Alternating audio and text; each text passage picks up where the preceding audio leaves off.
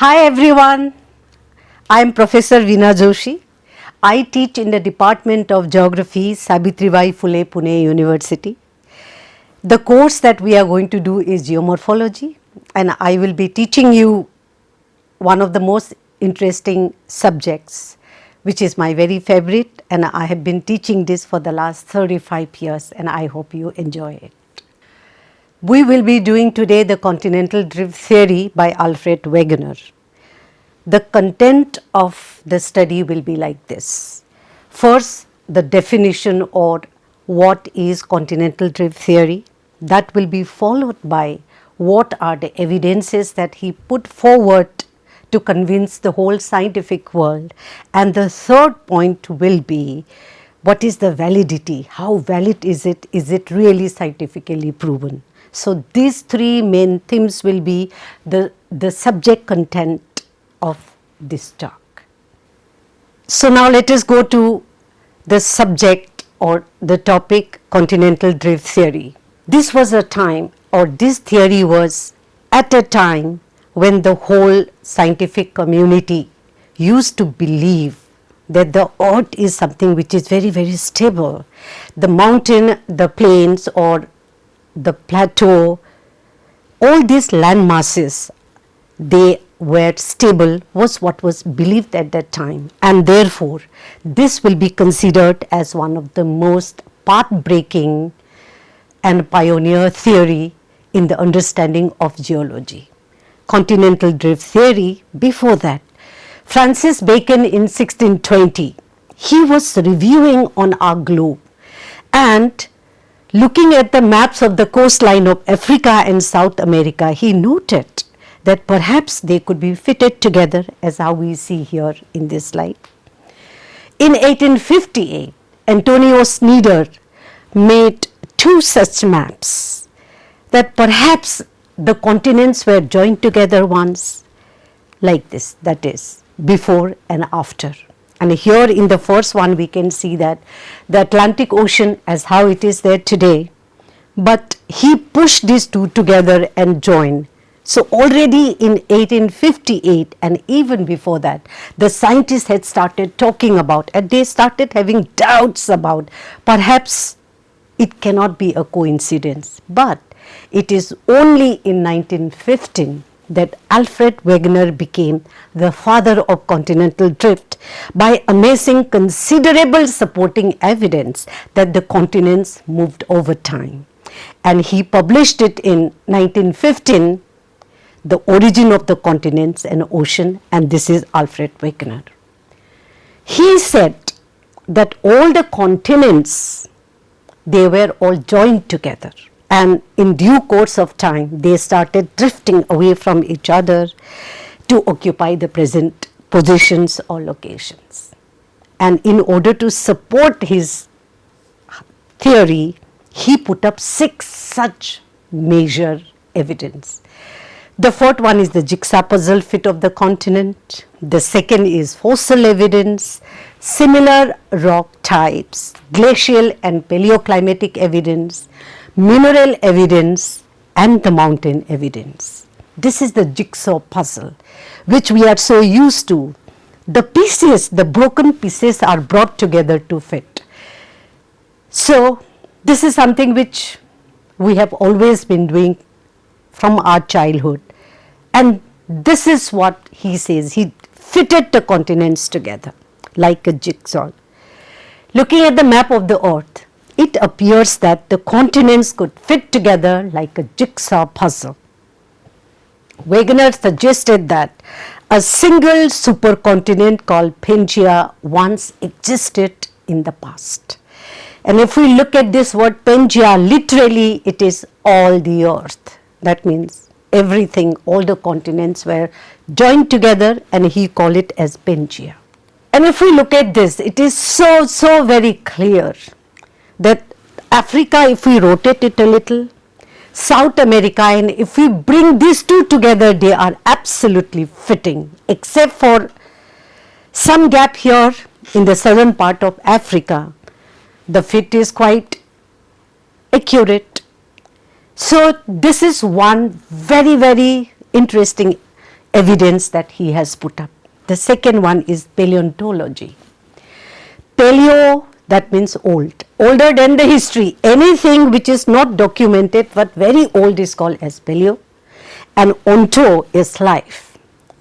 So the study of fossil is what we call it as paleontology, and he put up the paleontologic evidence.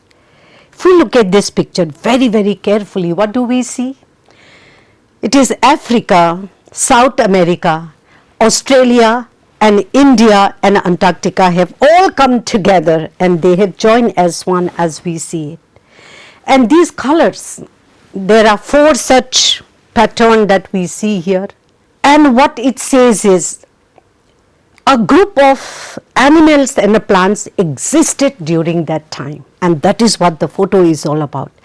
Glossopteris flora, Mesosaurus, Lysosaurus and trilobites. Here I would like to tell you something, students.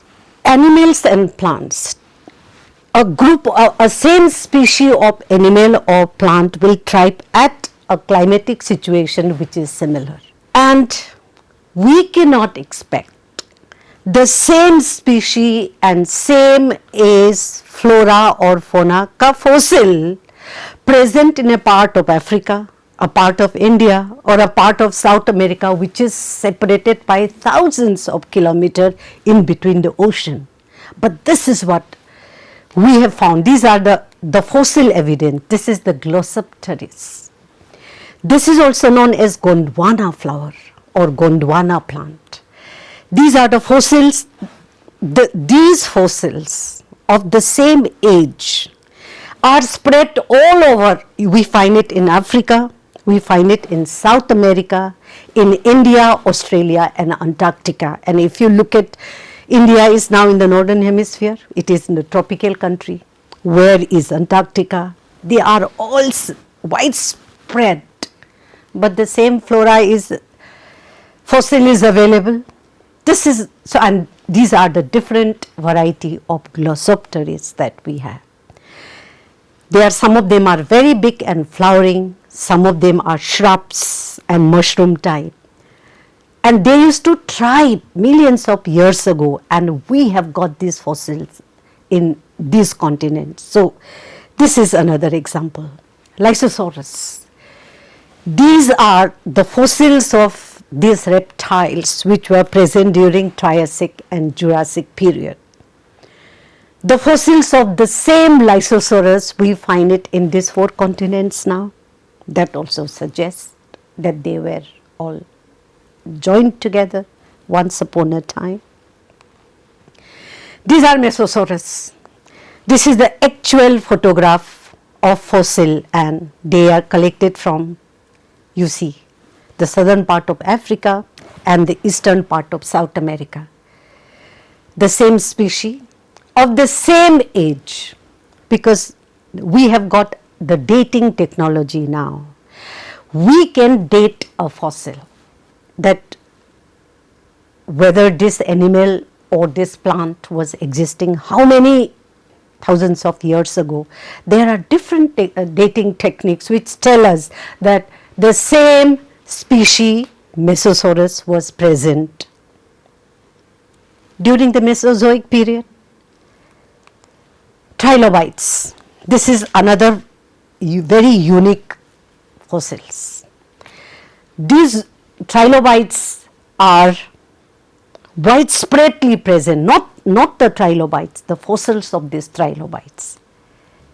So now let us have a look at this picture, that in all these 4 or 5 continents, the fossils of these plants and animals are present, which is undoubtedly one of the most important evidences.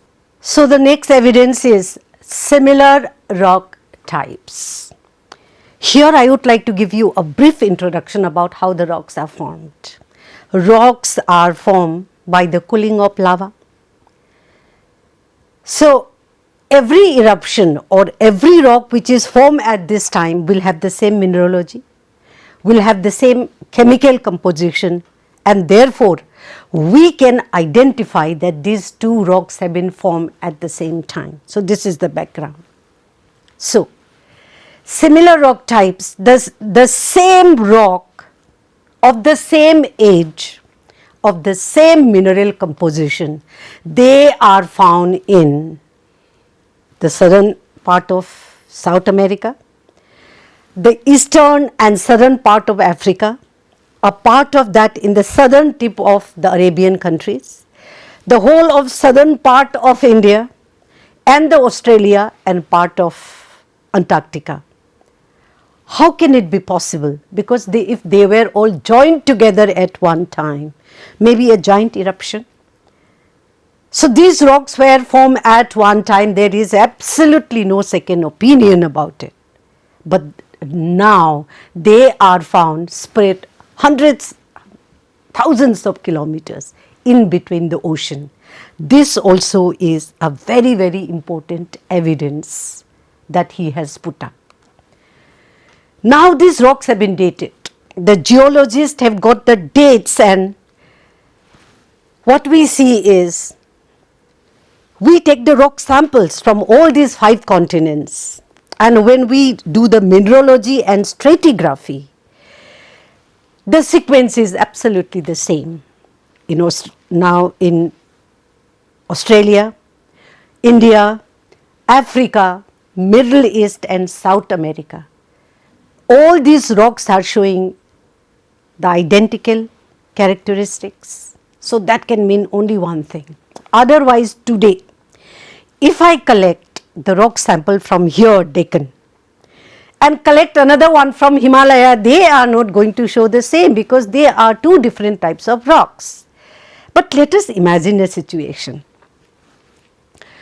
For some reason today the whole Maharashtra is broken. Okay, the whole Pune is broken and it has got drifted. And after 10 million years, we will find the same rock in 10 different places. So it is something like that. This is also a very, very striking evidence.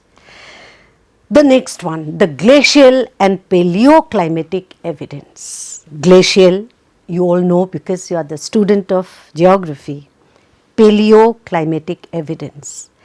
I already told you what is the meaning of paleo. Paleo means something which is very old, beyond the historical time. The things which are not recorded by human, but they are recorded in the form of different signatures. Trying to understand that itself is geomorphology. So climate that existed in the past and their evidence is what the 4th point that he has put up.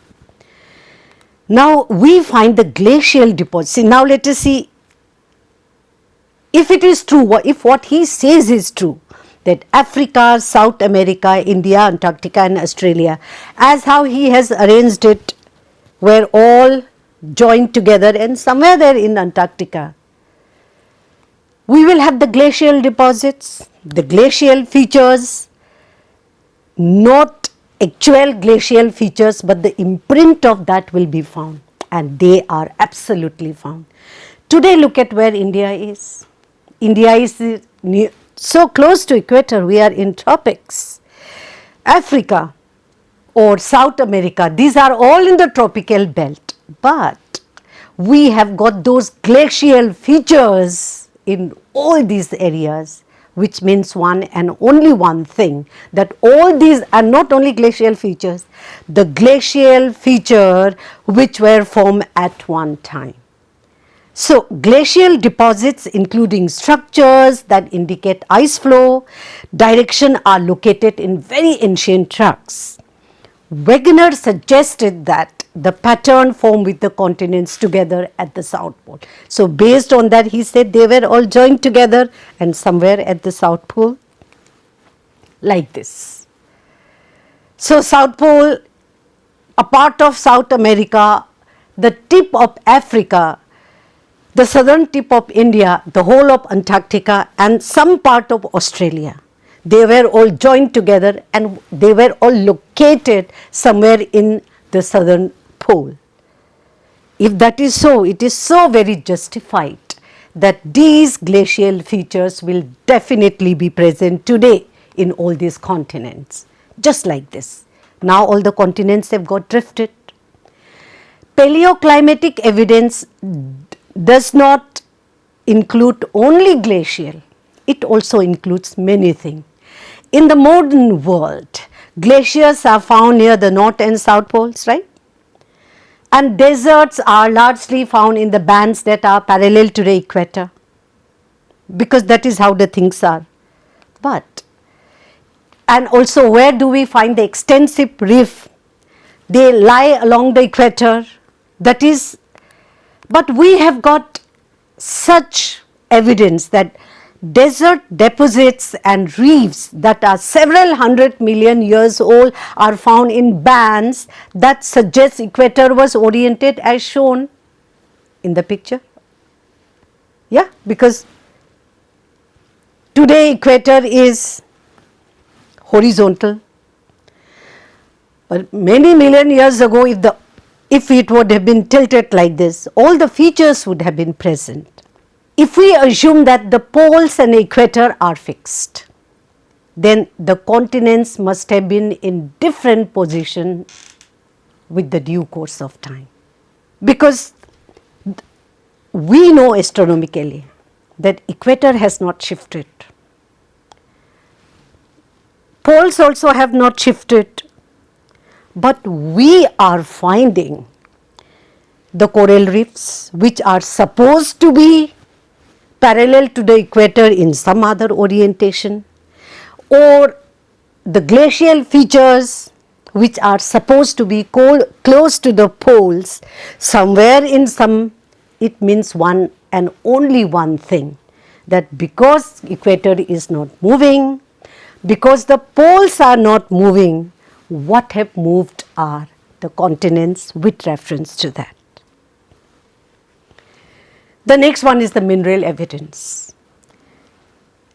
Coal seams and sedimentary rock formation on one continent matches those on the other. The areas with extensive coal deposits from the same time period occurred in regions that would have been equatorial. I will give you one example. Two of the world's biggest coal reserves and the best known are Pennsylvania deposits in North America, Ruhr Basin in Germany, and in between we have got the huge Atlantic Ocean. One is in Europe and the other one is in America. But we have got the same coal seam and deposit, same. When I say, it's not just that here is also coal deposit, here is also coal deposit. What we have is, we have the same age and the same deposit. So it means that they were close together before the Atlantic came in between, and these coal seams were formed when a huge forested area was being buried. So it's a very classic example. This is the same map, but still now you see that here also the same sequence is shown. And let us have a look at one more evidence that the green color line that we see, or the top of South America, Africa, the down part of North America and Europe, all the coal deposits were formed when the continents were joined together. So when we look at different minerals which are found in parts of Africa, South America or India, Australia, North America, the southern tip of North America, it shows us a pattern, that is coal or gypsum, desert sand. So they are all now spread in the location which actually is not suitable for the formation of that now. I will give you an example. We are in Pune, or we are in Maharashtra. The climate of Maharashtra is, it is a warm climate, it is a tropical climate. In this climate, it is impossible that snowfall will occur or ice will occur. But suppose we go for our study tour and we find moraines or the glacial deposits everywhere. What does it mean? That once upon a time this area was covered by ice? It is as simple as that. What could be the explanation? That either a climate change had occurred or this part of the landmass was somewhere close to the pole. It is one of the two things that it is saying, because it's a fact that the climate change had occurred because there are signatures and features. These kind of signatures at the odd location are there all over, and this is also one of the most constructive evidence that he has put up, and it cannot be refuted. During the Permian period, the coal and salt and gypsum, they were formed, and a pattern has been, or a line has been drawn to show during the Permian period coal were formed in southern part of Africa and South America or even Australia. Gypsum is formed in the northern part of North America and Siberia, etc. Another very interesting evidence is the mountain evidence. The picture today, we all know the Appalachian Mountains. Appalachian Mountain stretches in the northern part of eastern North America. And we also know the Scandinavian mountain or Caledonian mountains, which form the western boundary of the Scandinavian. But the mineralogy and structure of the rock as well as the age of the rock proves that they are of the same formation. But today if we look at it, Atlantic Ocean has come in the middle and they are far apart. Originally they were joined together when Europe and Africa and South America and North America, when they were all forming a part of one continent, it was forming as a north-south extending mountain chain like our Western Ghats. Today Western Ghat is from the north to the south in the western coast of India. Tomorrow something happens, and if this mountain breaks, a part of the mountain has gone somewhere, a part of this mountain has gone elsewhere in few million years. When we do the mineralogy and log structure, it will show that this is the same mountain which has been broken, exactly like that. He found several of this, and one of the most important mountain evidence is Appalachian Mountain and Caledonian Mountain. This was how the alignment was in between, from the north to the south, and then Atlantic Ocean started forming. But this sentence which I made right now is not suitable for this class, but this is for plate tectonics, because when the continental drift theory was there, plate tectonic was nowhere in the picture. But the theory says that the continents were drifting, they had gone away from each other, and Atlantic Ocean came in the middle afterwards. So before the Atlantic Ocean was formed, it's a giant mountain system which started right from Greenland, North America, a part of Africa, and a part of this mountain is Atlas mountain chain here in Africa now, Appalachian Mountain in North America, and in the eastern part of Greenland we still have got a part of that mountain, and the Scandinavian mountain. This also is a very interesting proof. So far 6 very path-breaking evidence he has put up. And then with that he says that during the Mesozoic period, somewhere around 200 million years before present, all the continents were joined together as one supercontinent, which is called as Pangaea, Pangea. This Pangaea was surrounded by a single huge ocean called as Panthalassa. So, according to Wegener's continental drift theory, the whole story of continents started 200 million years ago. He named this primordial supercontinent as Pangaea, and it was thought to have existed somewhere around 245 to 265. It started breaking or drifting, first breaking into two huge continents, one to the north and one to the south. The southern continent known as Gondwanaland, the northern continents known as Laurasia. First breaking was in two, one in the north and one in the south, started somewhere in the equator.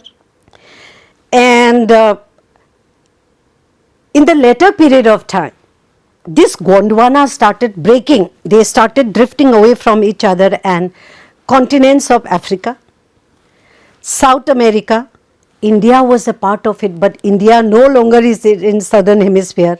But all this evidence tells us that India was part of that Gondwana. Then Australia and Antarctic, for a reason unknown, did not move much. They formed the Gondwana continents. The northern continents or Laurasian continents, that is North America, the whole of Asia except India, that is Europe and Russia, Japan and all came very later. They were not existing during this period of time. So Wegener proposed a mechanism for continental drift of the continent. He says gravitational force that derived from the moon. So this is how 200 million years before that, Pangaea, surrounded by whole Panthalassa, in between a shallow sea called as Tethys Sea, it started breaking into two, as I told you right now. Gondwana land to the south and Laurasia to the north. And then Gondwana started breaking and drifting, Laurasia started breaking and drifting like this. North America, South America, now all the continents have started spreading somewhere around 100 million years before present. 50 million years before present, India still is floating. It is not part of the Asia, but it has left behind Antarctica and the common Gondwana continents and started drifting towards the north. Atlantic has become very wide and it has spread, and this is the present scenario, Holocene scenario. India has become welded into Asia. Africa in between a huge Atlantic Ocean with an S-shaped. Australia has also drifted towards the north, and this is the current position of today's continents and the ocean. So from 200 million years, from Pangaea till today, he is showing how continental drift has occurred. And it is predicted that in future, if these things continue, Australia will be going towards the north, Atlantic will still be expanding, and these two continents of North America and South America will be moving towards the west. Africa kind of has remained as it is. So in future, this is what is expected. So let us try to wrap it up. All the evidence that he has put up, anybody will be put into a lot of thought. Yes, jigsaw puzzle, absolutely. The paleontological evidence, it really explains that the continents were joining together. So is mineralogical and paleoclimatic evidence. So all those evidence that continental drift and Wegener has proposed, they are without any refute. But this question was always there, that what was the mechanism that was so huge enough to push all these continents away from each other? And this was this question which actually he says that Sial is floating on Sima. That means the continent is floating on the ocean floor. Scientifically it is not sound, and it is very, very heavily criticized. He says that two such mechanisms were responsible. The first one is the gravitational force and force of rotation that is responsible for breaking Pangaea into two first, that is into Gondwana and Laurasia. There was another mechanism, that is the tidal force, which is responsible for the mountain change in the western margin of the continents, like Rocky Mountain, Andes Mountain, and Atlas Mountain, and we really have got an European Alps. So he says tidal force explains that, but once again these forces are not that strong enough to give rise to the drifting of these continents by this magnitude. So, to conclude, I would like to tell all of you, this is something very, very important which I believe. Science progresses. Every single day, new invention, new discovery. What is correct today might come or might prove to be not valid in the next few years.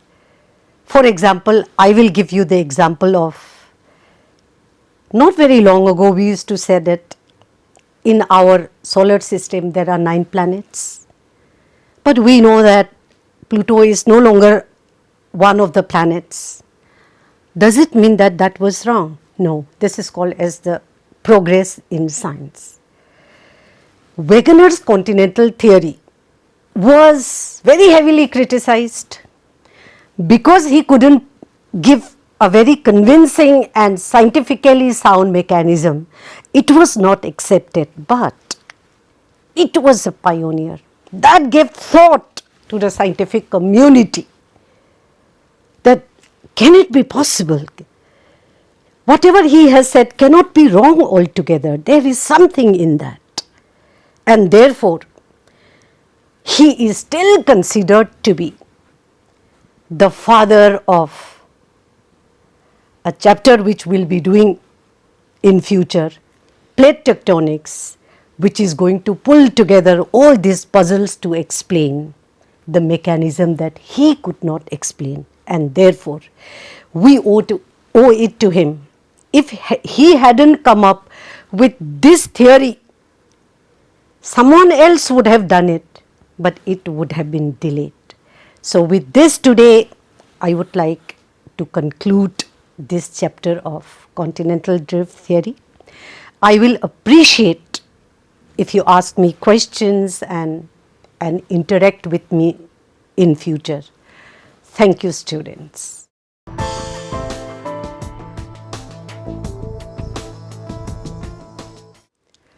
So let us try to summarize what we tried to understand today.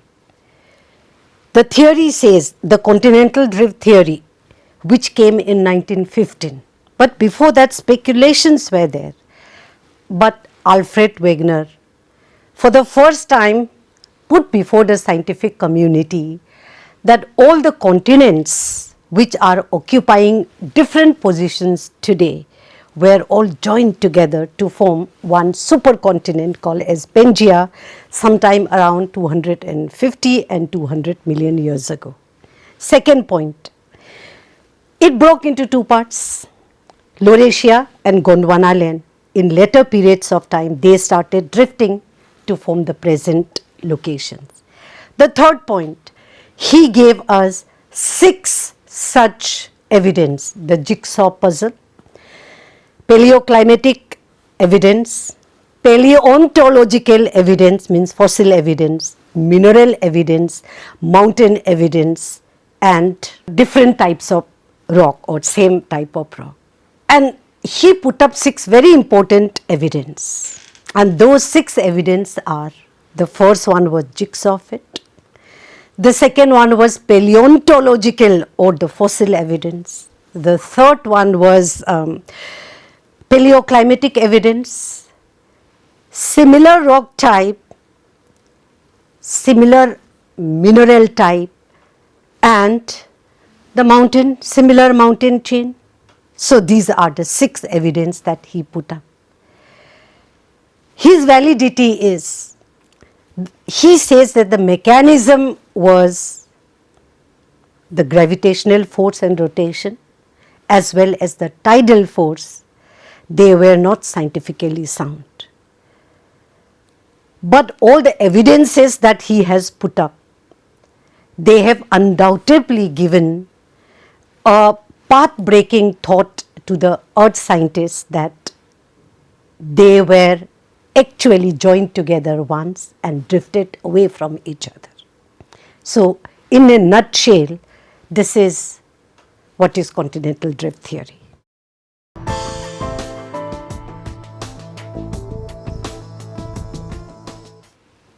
Continental drift theory has left the scientific community with lots of thought. In the next lecture, now we are going to see a theory called plate tectonics. This plate tectonic theory is a theory which is the result of the combination of several scientific studies started with continental drift theory. This theory is going to combine the evidence which is given by Alfred Wegener, as well as it is also going to answer the question of what was the mechanism which has given rise to the drifting of the continents, as well as different features which are found on the ocean floor. And when all these features are combined together, a theory called plate tectonic emerged sometime around 1950. Plate tectonic is one such theory which is going to give us the explanation of why the earthquakes are happening in certain parts of the world, why the mountain chains are found in certain parts of the world, the characteristics of ocean floor.